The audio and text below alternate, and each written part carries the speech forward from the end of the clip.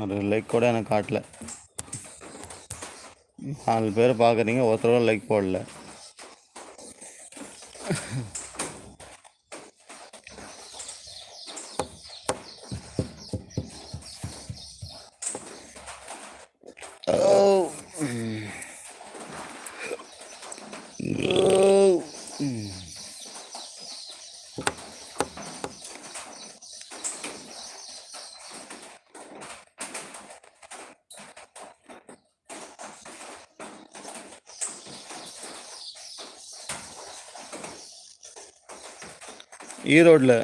Erode, Perundurai, Coimbatore, Tiruppur, Salem 6 branch இருக்குது மொத்தம். ஈரோட்டில் தான் பெரிய குடோனு. ஸ்டாக் எத்தனை வந்து அங்கே தான் வைப்பாங்க.